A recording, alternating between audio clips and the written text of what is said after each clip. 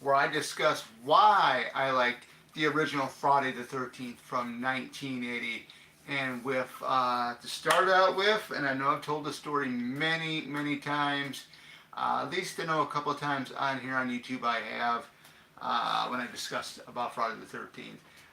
It all started when I was a kid. I grew up with grandparents, or basically my family enjoyed camping. My grandparents were the first ones to start that up. They were a member at a sportsman's club that's basically like a half an hour from my house. Uh, so I would go out there with them during the summertime, and school was out for 2 months in the summer, and then uh, just go camping, hiking, you name it, swimming, campfires, roasting marshmallows, all that goody stuff. Okay. Uh, my very first horror film that I seen was Friday the 13th. I did see them. I couldn't tell you which one I saw in order first, but it was around like it was around like 4 or 5 years old when I seen these, and I remember sitting at home, and I know my stepfather would have them on videotape. He would video record them back in the day. We're talking about in the 80s, okay? Of course, I was born in the early 80s, 84, which I think I mentioned from time to time again, which there you are. So yeah, I am 40 years old, yeah. So no shame at all. I mean, I'm not ashamed to admit my age here on camera, but back in the 80s, I was born in 84. I was born the year that the final chapter came out, okay? So that's pretty cool, But going back with the story, I remember sitting there and watching this stuff. I remember my oldest brother would tell me, this is just a movie. None of this is real. None of this is real. I remember him, telling me that. So I went into it. Was I scared? No, because I knew it was from being told it's just a movie. None of these people are really getting killed in the movie. It's not real, But growing up, watching them through the years with family, and then still to this day, still watching them, it has been one hell of a ride. I gotta tell you, and now that I do the convention stuff too, I've met a couple of the Friday 13th alumni, you know, and very, very excited, very, very happy because, this franchise here is the one that started it all for me for horror films, my love of horror films. I don't love a ton of horror films, because there's only certain ones, not the real gory type stuff like the B-rated stuff that you have out there that are filled with gore and all that stuff, but like the mainstream ones, like, of course, Friday the 13th and stuff like that, but Halloween, Scream, all that stuff, but Friday the 13th, what really connected it with me was I would go camping with my grandparents during the summer months, and the first film, to me has grown on me throughout the years. I've always loved part two because that was the introduction or the debut of Jason Voorhees as the killer in that film.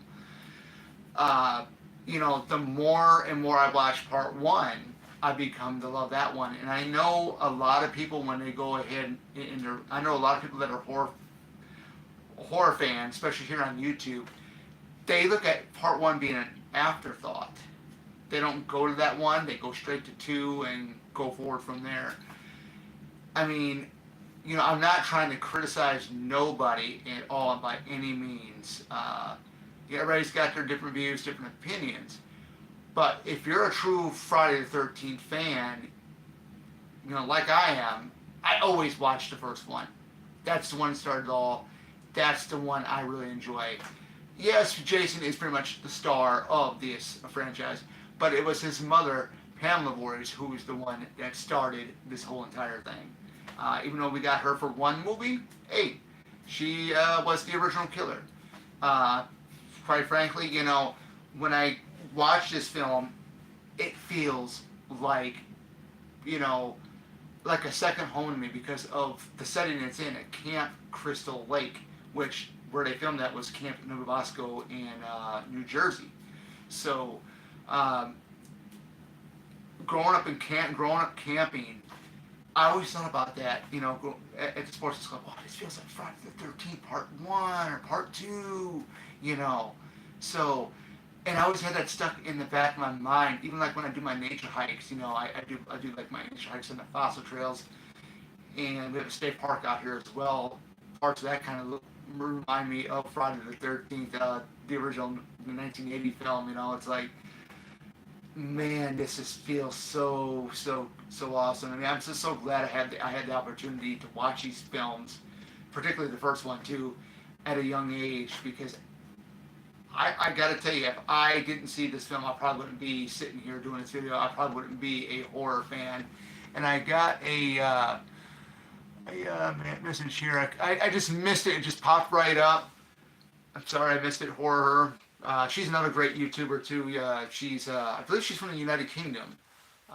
Very, very big into the Scream, just like I am.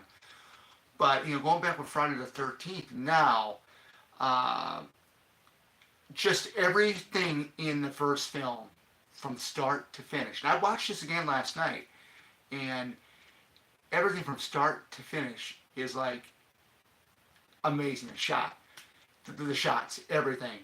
Particularly when we get to the opening scene where you see the moon and you hear like the frogs in the background.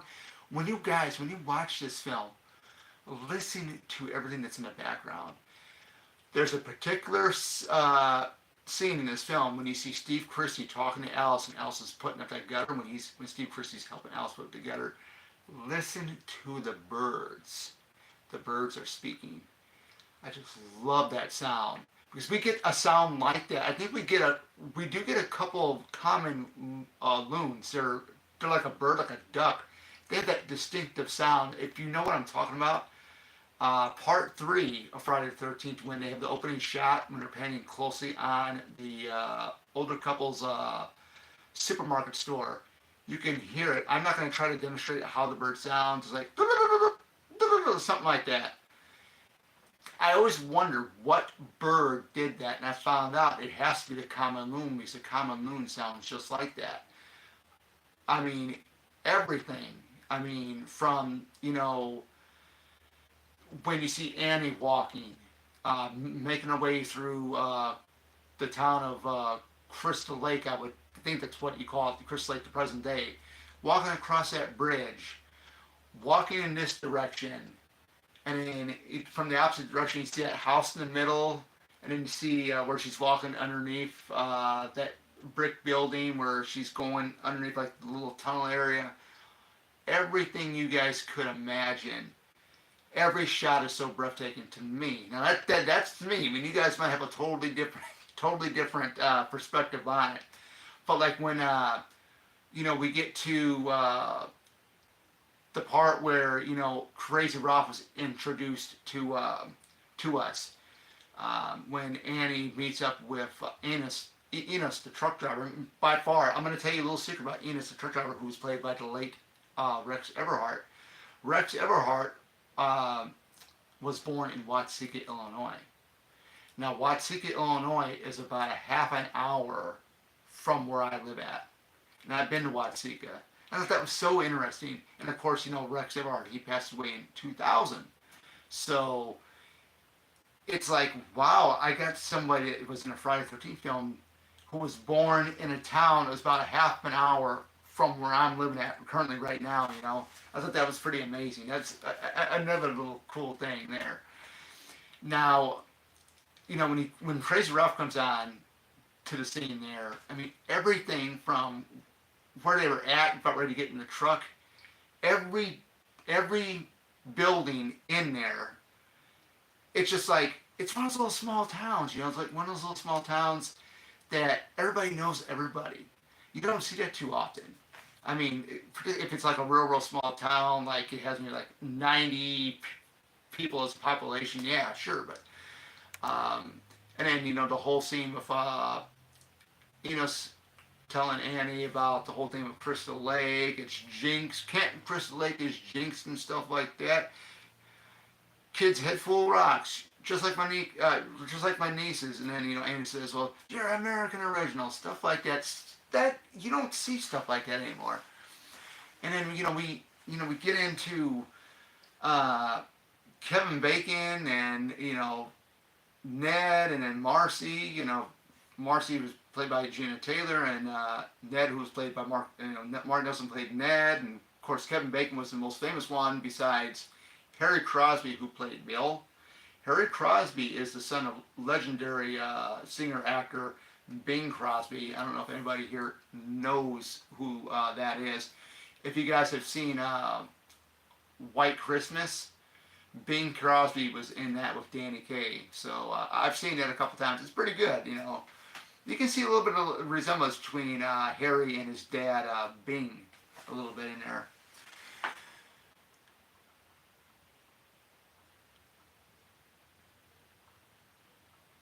Yeah, Bing Crosby's really good. Yeah, yeah, Bing Crosby. I was horror. I was born in '84, so yeah. I grew up in the '80s, and I kind of knew who he was because my grandparents grew up with that style of music.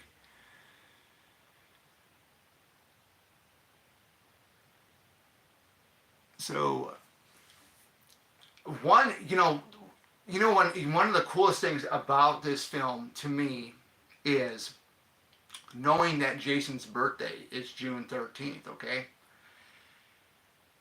Now my birthday is June 10th, so that's a couple of days before Jason's birthday. So there's a second connection here. I love the outdoors, the camping, and then my birthday is a couple of days before Jason's. So there we go. Um, if you go ahead and you pay attention to the scene where uh, Alice is going into the cupboard, if she does the dishes and then opens it up, the cupboard, and pops out uh, Crazy Ralph. His iconic line. I've seen this movie so many times. I'm gonna repeat the iconic lines. I got so memorized. Guys. I don't even have notes here. I've seen these movies hundreds of times, and I'm gonna go ahead and quote what Crazy Ralph had said. "I'm a messenger of God. You're doomed if you stay here. This place is cursed. It's cursed. It's got a death curse." Like that. I had no cue cards here to do all that. That's how well I know part one and all that really, really well. Um, what I did not know was when the scene where they killed the snake, that was an actual snake. So the actual snake was a real snake. So the snake handler didn't know that they were going to kill it. And I couldn't imagine what the snake handler thought when it happened. And the funny part is when they all run in there to try to help Alice when Alice is screaming for Bill, right? I love the fact that he's out there. Bill's out there cutting it with cutting like the weeds, the high weeds with the machete. He comes running in there, and she screams and he says, "What's going on?" or something like that. And there's a snake in here. There's a snake in here. So everybody starts jumping in there in Alice's cabin, and then they look underneath Alice's bed. I presume that's Alice's cot or bed that she's going to be sleeping in, and she's, "How do you?" Bill's like, "How do you? I can't get him until he comes out, right? Well, how do you call a snake?" And then Kevin Bacon's character Jack jumps, "I'll flush it out." It was the way he moved, the way Kevin Bacon moved, basically knocking over that end table, basically climbing over Bill, and then jumps on the mattress and breaks it, and then here comes the snake. That whole scene, the cabins. I don't know if anybody has ever thought about looking up on YouTube here, but they do have tours at Camp Novi Bosco for that. I have never been to it. A couple of YouTubers that I am subscribed to have been, and I gotta tell you, the reason why they've done the tours for the original Friday the 13th was to raise money to restore everything that was in the film. Now the main cabin is still there. They turned the one cabin, you know, the shower house in the film. That was actually a cabin. That wasn't a real shower house. I thought that was really interesting when I first saw like the tour walkthroughs. I'm like, really? I thought that was a real shower house, you know. And I'm like, wow, this is amazing, interesting movie history. And it's just it's one of those things that when you love a movie like I do, like this film here, and it's like you want to get as much history as you possibly can into it. Now I know a couple of the cabins had to be torn down because they were in bad shape. Like for instance, the one cabin that Alice was working on the gutters when Steve comes up to her and he was looking through her sketchbook. That is no longer there. And then the cabin where Ned goes in and he sees a person walking in there and he says, hello, hello, that's no longer there. But everything from the lake, everything from, I thought that one of the coolest shots, I gotta tell you though, is when they're all out there swimming, right? And then a couple of them, like Marcy, Ned, and Jack are on the one floating raft when they all push it out there. When Ned was on it in the first, does that somersault thing on there, rolling on it. Right when you see Brenda, was talking about talking to Marcy about some kind of nitrous oxides or something, whatever that was, and she gets startled by something in the distance. And when they pan out into the woods across from the lake,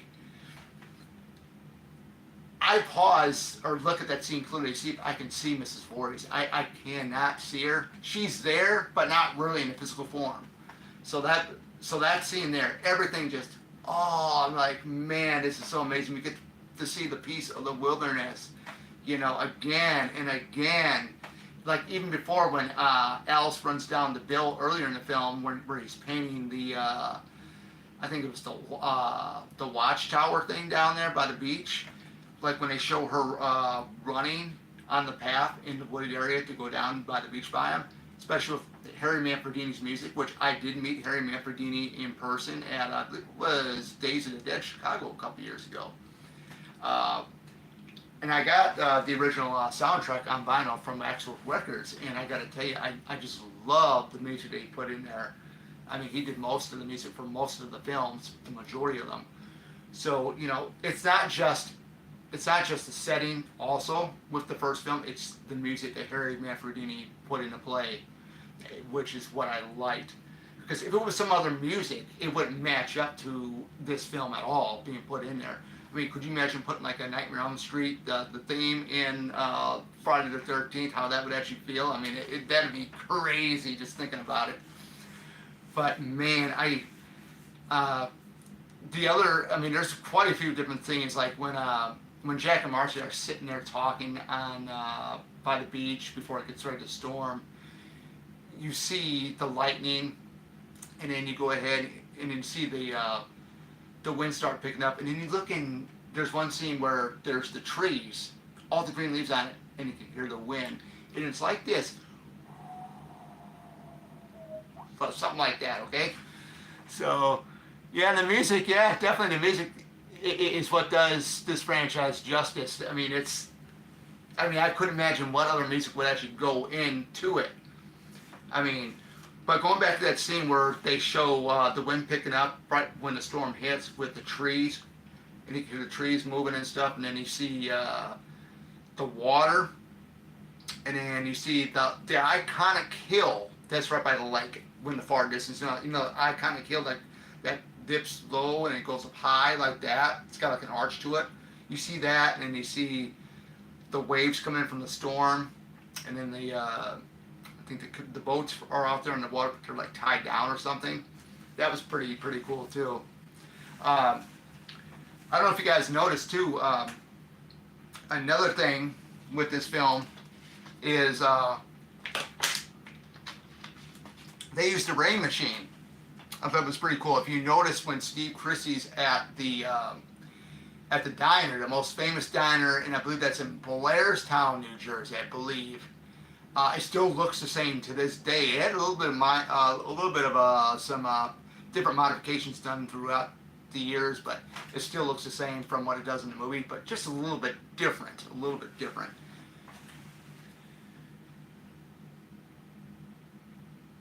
Just reading the comments here, and I should have worn my Friday the 13th T-shirt I had. I mean, this is actually my Captain America, but it actually has the one with Mrs. Voorhees on there and stuff like that. But one of the things that I really liked about what they tried doing with the rain is they tried to make it realistic. And at the diner at night, when Steve Christie's out there with I think her name's the older lady that's working there. I'm trying to remember her name. It's not Sally. It's Sandy, the old lady. That actress there passed away shortly after the film was made, okay? But what they did was they put a rain machine. And you can tell by when it would like kind of go back and forth. It was like on a car outside, back and forth, this way and that way. Because they were kind of like low budget at the point. And I think another thing that what I really appreciated about the film the most too was that there was no stunt doubles. So what you saw with Adrienne King and Betsy Palmer was Adrienne King and Betsy Palmer going at it. So that's what made it more realistic. You didn't need stunt doubles because they couldn't afford it at the time. But I'd have to go back and see. I don't know how old Betsy Palmer was when they did this, because I know she did this film just because she needed another vehicle. But the way that she portrayed Mrs. Voorhees, and now we possibly might be getting Linda Cardellini playing Mrs. Voorhees in the A24 Peacock Friday the 13th prequel series, if it comes out, when it comes out, because Brad Kane is on that. But, I'm really looking forward to seeing what Linda Cardellini's take on Mrs. Voorhees is going to be like, because it's going to be a hard filming for Betsy Palmer. It really is. I mean, that's a world-class actress right there. I mean, she's old-time style, I don't know if you guys know, too, that if you pay attention closely with when going back to the beginning with Annie out, the whole thing when Mrs. Voorhees picks her up too, gets inside that Jeep, that road that they're on when they go, and it's like a deserted road going to Crystal Lake. There's a ton of trees, wooded trees on this side, wooded trees on this side. I gotta tell you, I just love this as much as ever because it reminds me of going out hiking and there's trees on this side and on this side of the pathway. You can really feel it. You can really feel the atmosphere because when you're out there in isolation from pretty much the rest of the world, you think you're safe, but you're not. I mean, this was so great, like what like Victor Miller, who wrote the script for the first one, and then of course Sean Cunningham bringing everything to life, and it was so awesome that they did everything on location, because sometimes most movies, most of them, not all of them, but most of them today do it in sound studios and whatnot, but this was all shot on location. There was, from far as I can tell, there was nothing done in like on a sound stage or what do you want to call it, a fake set. Everything was real. The rain had to be made. Yeah, I can see that point, but everything about this film from start to finish has been a hell of a ride for me personally. And I know it's the 35th or no, not 35th. I'm getting ahead of myself. The 45th anniversary of this film here. And I'm so hoping that the theater down the road from me in October, because I got lucky the last 2 Octobers because I got to see the original Scream back in October 2 years ago, and then last year I got to see the original Texas Chainsaw Massacre for its 50th anniversary last year down the road from my house at a theater down the road. So hopefully we get a 45th anniversary showing of the original Friday the 13th. I'd love to see this in theater on the big screen. let's see here. What else? What else could I say more about Friday the 13th Part One? We talked about the music. I've talked about Crazy Ralph a little bit. Oh, did you guys actually know too that now this is what I heard from somebody. I think it was on YouTube. The guy in the diner, the one that's eating, in the far distance, sitting there chomping down. He's like, that was actually not an actor. That was a guy that was actually a resident there. I guess he didn't want to move, and they decided to film the scene with him in there. So I thought that was really, really cool as well. I just don't understand why some fans do not like the original film. I mean, I know you don't get Jason as the killer. I can understand that point, but some people say it starts out it's too slow, but that's the whole point. You want to go ahead. It's like some of these action films. You want to build up. You want to have stuff build up to it, right? You want to have stuff be built up. You don't want to have it, action all the time. This had some great suspense. I know most of the kills were off screen. One kill she was 53. Wow, man. She was 53 years old. Wow, I mean, she really went at it with Adrian in those scenes, and 53 years of age was, that's amazing. I kind of knew she had to have been in her 50s or so to be in this film, because I know she had, did stuff way before this. Yeah, she did it. She nailed it, man. The one scene that I kind of liked, and I find her more scarier than Jason, to be honest. And the reason why I'm saying that is, we all know about Scream, that can happen in real life, right? Because it's not like Michael Myers or Jason or Freddy, because those guys are not real. But anybody can go psychotic, right? If something traumatizes them. For instance, with Mrs. Voorhees, right? Losing Jason. Supposedly losing Jason when that didn't really happen. We did find out where his whereabouts were at a little bit in Part 2 when they said, legend has it he saw his mother beheaded that night, and then we get to the 2009 reboot, he actually sees his mom get her head decapitated, right? So there we go. So the thing that was really, really cool was when it starts leaking out that she is the one that's responsible for all the killings. The build-up to it, and then she's having, hallucinations, or she's like dreaming, reliving the death of Jason over and over, as we see that flashback with him drowning, and then you got that music again, and today is his birthday. Jason was my son, and today is his birthday. That smile she gives, something was off with her. Something was so off. And then, Alice says, "Where's Mr. Christie?" "Oh, I couldn't let them open this place, could I? Not after what happened to Jason. My only child, Jason." And then she just goes ballistic. "Look what you did to him." And Alice wasn't even a part of any of that. Alice wasn't a part of Jason's death.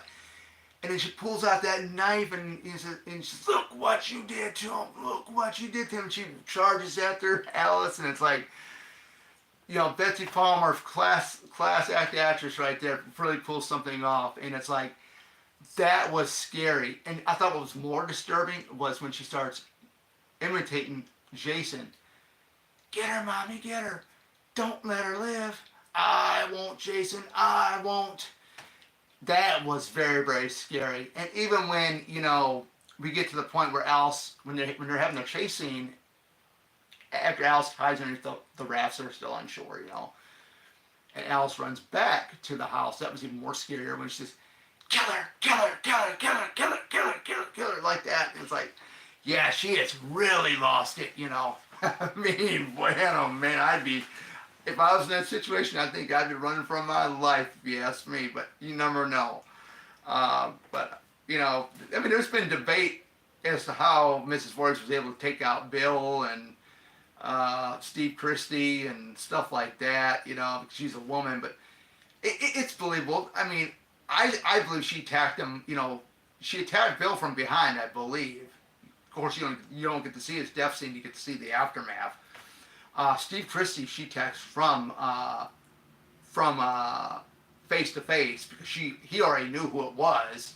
When he says, "Oh, hi, what are you doing out in this mess?" And all of a sudden she guts him, You don't see it, but you see him sponge like that, I mean, he knew that he was a goner. But, yeah, I mean, it was, even the whole scene where, Alice is inside, like, not the warehouse, but the shop area. I think that's the shop area where Claudette and Barry were killed at in the beginning of the film in 1958. That scene where, Alice is panicking, trying to find bullets for the rifle. And then, of course, Mrs. Voorhees goes ahead and, basically turns on the generator, and that's how she finds her. That's how she finds her. And that whole sequence there is, when Mrs. Voorhees comes in and tells her something about, easy, come now, dear, or something like that. It'll be easier for you than it was for Jason. And then she starts going back into his voice again. Kill their mommy, like that. And then they have that brawl inside that shop area. I thought that was really cool, And it, 53-year-old Betsy Palmer takes Adrienne King and basically throws her or pushes her, I mean, the power of somebody that way, it was amazing. No stunt doubles, guys, and that felt so realistic. But yeah, I mean, even the finale. I thought another thing that was really scary too was when Alice goes back to the main cabin and she locks herself in the cupboard, and then of course you hear the window break, and then Mrs. Voorhees is walking in there and stuff like that, and then Mrs. Voorhees takes the main door, shuts it. You think she's gone. Then you look right above Alice's head and hear the doorknob starting to turn, and like, oh man. It's almost like a Shining moment, right, when Mrs. Voorhees hacks right through it with the machete, part of the door, because it's, wood. And she has that smile on her face when she's unlocking the door, and she goes in there, and Alice blocks it with a frying pan. Great stuff, great stuff. But yeah, I mean, let's talk about some funny moments in the film, okay? The Officer Dorff, played by Ron Milkey. This was hilarious. I don't know anybody that knows this. I don't know if any of you guys know this, but did you guys know that Ron Milkey, who played Officer Dorff, did not know how to ride a motorcycle? If you pay close attention when he gets ready to start it back up after he talks to the counselors, he's a little wobbly on it, and right when he makes his turn, he does something with his feet to try to stay steady on it, and then right when he rides off, he's like that, There was a picture somewhere that somebody had somewhere, I found online somewhere, where he's actually riding and he actually presently flies off the motorcycle or something, but and then you get Ned dancing out there. I think he's in his underwear, but he's got his jersey shirt wrapped around the Indian head feather dress, and he's like that, and oh shit, and stuff like that. That was funny. I mean, that was funny. I think what he was trying to impress Brenda at the archery range, and that shot's beautifully done too, because when you see Brenda walking with the target, that whole shot. I mean, everything they did. Not really familiar with camera work, but the crane shots. I think that might have been a crane shot. I'm not really sure if it's a crane shot or not. But that shot was so well done. Everything that Cunningham has done with his camera crew on this film was just, to me, top notch. I mean, everything from where they shot it at, even right when Annie's throat gets slit, it goes to fades out to white, and then you see the counselors at Crystal Lake pushing the raft and getting that one part of the raft out there on the lake, and then you see the hill in the background. I thought that was really, really well done. Um, Now, another thing that I do want to talk about is when, uh, back with Crazy Rob, when they find him back in the pantry, another cool thing was when he goes out there, gets in his bike, Alice looks at him and he's like, "You're doomed, you're all doomed." He rides off with that eerie music and he rides all past the boathouse back there. I thought that was really good how they kept the camera on him while he was pedaling away. I thought that was really, really cool. And something very fun. I mean, you get that wilderness atmosphere. You know, everything from the birds to the frogs. I think you hear the frogs, and I believe you hear the frogs in this one too. The birds, the frogs, the wind, the trees, the town of I want to say it's the town of Crystal Lake. All that stuff, just very good stuff. Um, you know, I'm just trying to keep myself talking here, seeing what else more I can come up with. So I mean, it's been very exciting. You know, I know I've walked through a lot of the film, but a lot of things from, you know, let's talk about Tom Savini. Let's talk about Tom Savini. That's somebody I haven't talked about yet. The great special effects Mick Wizard, who I actually got to meet at Days of Dead Chicago this past November. Now, I've heard stories. I'm going to tell you a little story about him from what I've heard from a couple of YouTubers that have met him. I mean, it kind of depends on what's a good time and bad time. You might get the Tom Savini that'll talk to you. You might get the Tom Savini that won't talk to you, and it's not really much into his fans. Well, I was up there with my buddy and his brother at Chicago's Days of the Dead this past November. And Tom Savini was there. Of course, we got there early before the convention opened up, so we had to line up. Tom Savini comes past our line, and he's wanting to go to the Caddyshack Bar and Grill. Well, he goes up there, they're not open. So I'm looking at him, I'm just looking at him, studying him, because I've never seen him in person. I've seen him in interviews and stuff like that. And I was looking at him, I'm thinking, what type of Savini are we getting? So I got up there right when we were able to get inside the convention itself. He was already at his table signing. My buddy went up there first. Him and his brother did. And I got up there. I of course had my Friday the 13th T-shirt on. It had two of his favorite his kills on there. He had two of the kills that he did on there on that shirt. He didn't say much. In fact, he didn't say nothing at all. He, when I got up there with my Friday the 13th poster, he looked at me and he smiled and he signed it. And I think what made him smile was the fact that I had the poster of the film and then the shirt, which was really cool. Because in that scene where Jack is killed, Kevin Bacon's character, the blood wasn't supposed to spurt out the way it did. So him and Tasso, his assistant, were underneath the bed.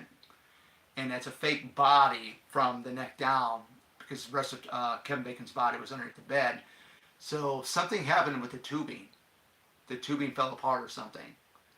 And I think it was either Tom or Tasso. I think it might have been Tom, if I'm not mistaken, that Blue had to blow into the tube. And that's why when you see the arrow come through the throat, that's why you see the blood just shoot out the way it does, because they had to sell the effect that way, which I thought was very cool.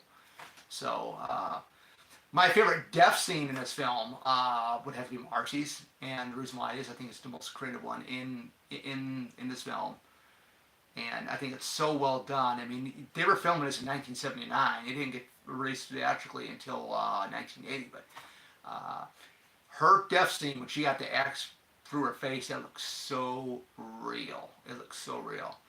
The build up to that death scene. Like Tom Savini, I wanted to make the effects as effective. Yeah. He did a good job. I mean, I love his work. A lot of his stuff that he's worked on, man, was great. I mean, his stuff that he did for I know he worked on Texas Chainsaw Massacre 2. I know he worked on he directed the original remake to Night of the Living Dead, which was in 1990. Did a lot of great stuff. Now the whole the whole build up scene that leads up to Marcy's death, right when Marcy goes to the shower scene. I love that scene too because it's dark, it's eerie. But actually, all those buildings, the shower house, all that, were all in the same area. Uh, you know, it doesn't look like it, but it actually is. So I found that out with the tours that they do there pretty much every year. And that whole scene, right when she walks in, and then you can see Marcy through the windows, and right when she walks into her stall where she was going to, do her business, go to the bathroom, the lightning, flashes. I thought that was really, really cool. And then all of a sudden, you have Mrs. Voorhees walking in there, right? And then, Marcy hears like a clutter noise, like something dropped or something, okay? And then Marcy comes out, and that shot they did from that same window was pretty cool. I thought that was cool, but she thinks it's Jack. She opens up the stall door, and you can see the shot from the window. I thought that was really well done as well. And then the whole thing where she's, going into the shower area, and then you can see the whole axe thing. That whole buildup was awesome. Even the whole thing with Brenda, too. Brenda was going to be the hard one to kill off because, she wasn't having it. She wasn't having the being tricked. Because when she goes to that shower house, she's sitting there. She's not sitting there, but she's standing there brushing her teeth, right, at the sink. And then the one thing that really gives me goosebumps is the fact that when you see when it pans into the shower house where the curtain's at in the one shower stall, and you can see the hand, part of the hand drape it over to open to look at Brenda, and then shut really quick. Now, could you imagine if Brenda would have walked over there and would have seen that? I'm wondering what Mrs. Voorhees would have done at that moment. To me, if that was me and I saw that, I would have looked around, see if there's something I can grab, and walk right towards it real quick. Because if there's somebody in there, I'm going to see them come out, and I'm going to know who it is possibly. But yeah, that whole build up too. Even her death scene was really. I thought it was really eerie too. Is when Brenda's sitting there writing, and then all of a sudden, you see from first person view Mrs. Voorhees looking through the window. But that was pretty eerie.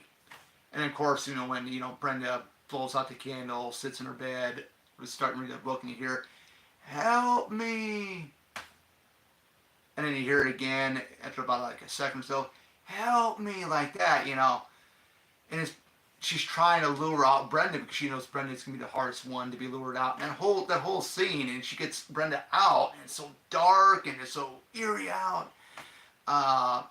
Then she leads Brenda to the archery range, and then the bright lights come on, and that's it. You don't see what happens to her, but I'm convinced that she was beat the hell out of. That's what I'm thinking, because I didn't really see any stab wounds, if I can remember correctly, but I know she was beat the hell out of. She was tied up, and I'm convinced. I'm very, very convinced that Brenda was still alive when she crashed through the window right by Alice in the main cabin, right by the refrigerator. I'm convinced because she had to been still alive. There was no way she was tied up in a tree, guys. She had to been walking, and then she just collapsed to her death pretty much, because if you look closely when she collapses inside the main cabin, the rope around her face all bruised up and blood everywhere, you can still see her parts of her head, her face moving, or still moving. So whether that was done intentionally or what, but like I said, she was still alive until she crashed through that window. So that's what I think. But yeah, I mean, let's see here. What else can we talk about this film? We already did Tom Savini. Trying to make sure I cover everything. Oh, the ending. The ending. That's really, really interesting. Now, the thing is, was it a dream or was it real? Now I'm starting to sound like my War Games poster I got over here because it's got a subtitle. Is it a game or is it real? Or was it a dream or was it real? That's what I'm thinking. But, yeah, she had to have known I mean, it happened, or she fell in. But when she asked Sergeant Tierney, the boy, you know, and just the expression on Adrienne King's face, her facial expressions in that scene is another thing I loved. It sold it as well. When she says, "The boy, is he dead too?" And then Sergeant Tierney's like, "Man, we didn't find any boy." And I'm like, okay. It's like, and then he's still there, and then you get that music playing in again. That music, which is the only music, that music that's in that scene near the end. It's also in the end credits. It's the only theme that was only in the original film that was not in the other movies. If you guys know what I'm talking about, it's that theme that kind of is like Sail Away Tiny Sparrow almost, just about. That's what it almost feels like a little bit. But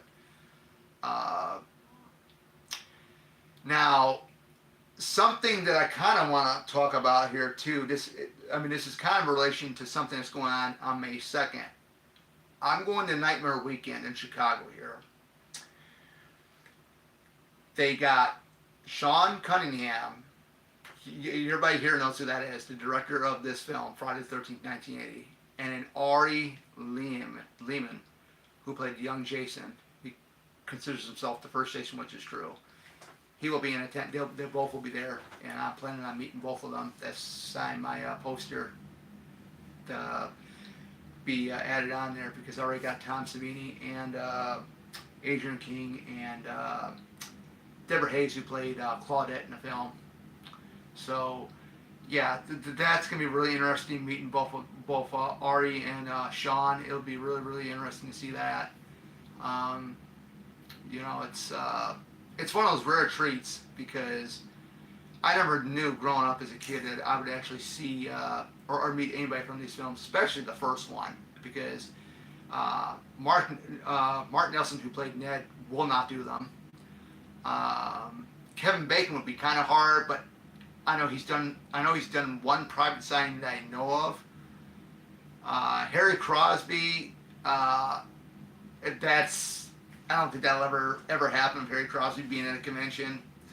The only ones I know from the first film that have done conventions is, of course, Adrienne King. Deborah Hayes started doing them. She's new to doing them. I know Gina Taylor, who played Marcy, has done conventions. She's done like live appearances. Ari Liam and then Sean Cunningham is doing them now, so that's pretty cool. But yeah, if you had asked me what is my most favorite part of part one, my favorite thing about part one is the setting, the camp setting.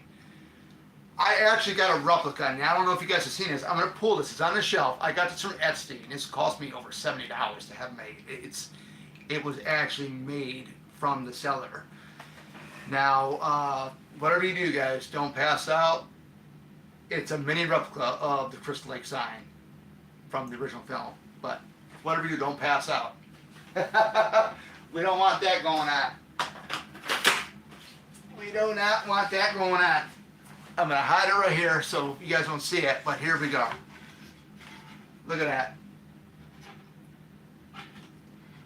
Look how thick it is. Pretty cool, huh? This thing is made up of real wood, too. Real wood. Actually got it sitting right here, right by my VHS displays of the first 8 Friday the 13th films. So, yeah, it was a must-have. And, with being a Friday the 13th fan, now I don't got everything Friday the 13th. I know there's other Friday the 13th fans out there that got a huge collection. But this was something I've always wanted in this entertainment room. And this is actually a bedroom I'm in.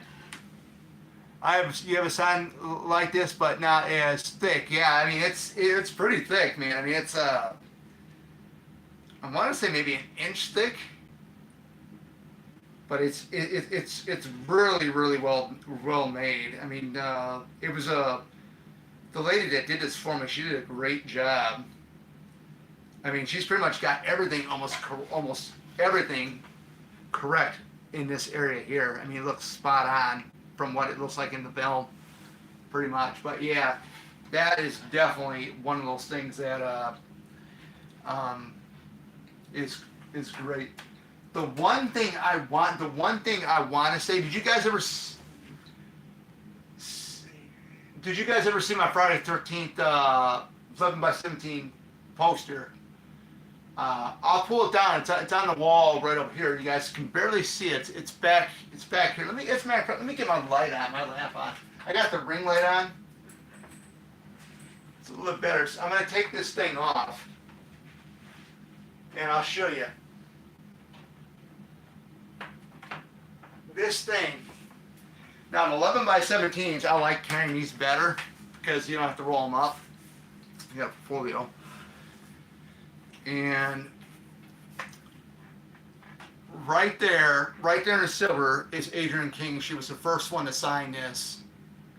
She was the very first one to sign that. And right above there in the gold, that is Deborah Hayes, who played Claudette in the beginning of the film. And right below there is Tom Savini's. Okay, so I'm gonna add Ari Lehman and Sean Cunningham on this this May. That's what the plan is. So yeah, that is definitely gonna be something. And I need to do a video on this franchise. Which one had the best poster? And I'm gonna tell you a little secret. Which one has the best poster? To me, it's the very first film. You can't go wrong. Look at the silhouette of the killer. Of course, we all know that's Mrs. Voorhees. And then in the background, the woods. And then you see a couple of the counselors. You see Bill, Jack, Marcy, Brenda, and then you see Alice. Right up in there, man. But yeah, that is a good autograph. Now my part 2 is almost all filled up. I got a part 2 one up there too, which I will not take down because it's a 22 by 28 inch poster. So yeah, that is definitely worth it because you know these films have meant so much to me throughout my life that it's definitely something that I will always love watching because the outdoors, and you guys are going to see this too, like when we get to the spring, I'm going to be doing quite a few videos outdoors, kayaking, hiking. I'll be filming pretty much all in the same area where I've been going since last spring, last fall. Now that I got the kayak too, I can actually explore more on a lake on the other side of the lake, have both best of both worlds. And when it comes to Friday the 13th, it's the first thing I think about is the outdoors, the wilderness. Not so much, you know, having a crazy killer coming after me, you know, somebody like that, or somebody in the hiking that's coming after me. But that's the reason why I like the first film is because, you know, it's the camping field, the camping setting, the outdoors. I love the Mrs. Voorhees character. You know, I like Jason too. Jason is my favorite, you know, out of the big main three besides, you know, Freddy and Jason. I'm not a big Nightmare on Elm Street fan. I'm somewhat of a Halloween fan, but Friday the 13th has always been my thing. It always has been since I was 4 or 5 years old when I first seen this franchise. It was my very first horror movie I've ever seen. And this is exactly as to why I just love this franchise. And, you know, with them doing the Peacock series, I'm looking forward to seeing if Linda Cardellini does fully sign on to play the role of Mrs. Voorhees. Hopefully this thing gets a green light and we get going on with it. Like I've heard that they're going to start filming the Peacock series here this summer. I hope that's true. I'm keeping my fingers crossed because it's been a long time we've had anything, you know, Friday the 13th, whether it's on film. Basically, it's on film, whether it's a TV show or a movie that's in theater. But just to me, it's you know, it's like a dream come true. When I heard that she's up for when Linda was up for possibly playing Mrs. Voorhees, I'm like, bring it on, because I remember her from the live action Scooby-Doo films, and her as Velma was awesome, man. She was spot on. So hopefully it does happen. It does fall through for her, and we do get it. I'd love to see her take on Pamela Voorhees. I really would. Um, if it wasn't for Pamela, we wouldn't have Friday the 13th, I would think. And we probably wouldn't even have, Jason, because they were originally going to go ahead and have it be Friday the 13th, but a different event each time, just like Halloween 3 was going to be. It was going to be a different thing each time, like an anthology. But, yeah. But with further ado, guys, that is all I got for today. I hope you guys, or tonight, I hope you guys enjoyed this live stream. I know it's been a blast talking about this franchise. I mean, especially the first film, which, is something very, very special to me because, it's like, yeah, I have two things in common. I grew up camping, and then I was born in June, the same month Jason was born. So there's two connections there. So that's something I can relate to, and yeah, I mean that's just about as much as I got. With further ado, guys, this is Oracle signing out. Take care. You guys have a great rest of your day, and I'll see you guys back here in the next live stream. Take care, and you guys have a great night.